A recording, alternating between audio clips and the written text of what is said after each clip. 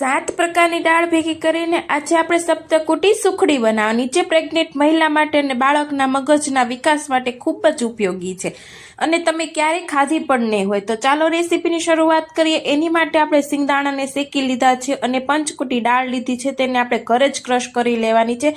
જે જાડો વધે છે ચાળવામાંથી એને આપણે ખીચડીમાં ઉપયોગ કરીશું અને આપણે ફોતરા સિંગદાણાના કાઢી લઈશું.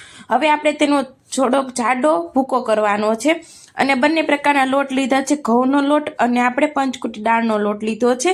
અને આપણે જરૂરિયાત પ્રમાણે આપણે ઘી અંદર એડ કરીશું અને ઘી ગરમ થાય પછી આપણે બંને લોટ નાખવાના છે, ઘઉંનો લોટ અને પંચકુટી દાળનો લોટ. અને આપણે ધીમા ગેસે આપણે શેકવાનો છે લોટને અને જરૂરિયાત પ્રમાણે આપણે ઘી એડ કરીશું. આપણો લોટ શેકાઈ ગયો છે અને જો ઉપર ઘી તરવા માંડ્યું છે ત્યારે આપણે સમજવું કે આપણો લોટ શેકાઈ ગયો. સુગંધ પણ બહુ જ મસ્ત આવે છે અને અંદર હવે આપણે ગુંદર એડ કરવાનો છે. આપણે અલગથી ગુંદરને નથી તળવાનું.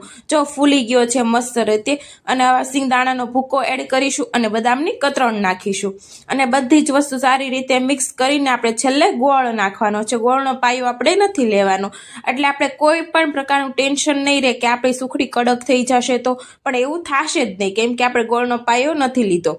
અને હવે ગોળ આપણો મેશ થઈ ગયો છે બધી રીતે અને ગેસ આપણો બંધ કરી દેવાનો છે અને આપણે ડીશમાં ઢાળી દેશું સુખડીને. બહારની આપણી કોર છે એ મસ્ત રીતે બેસાડી દેશું અને સુખડી ગરમ હોય ત્યારે છે ને આપણે ચેક્સ પાડી દેવાના છે અને સુખડી ઠરે એટલે આપણે જોશું એને કે હવે નરમ થઈ છે કે સુખડી કડક થઈ. ચાલો બધા જ તે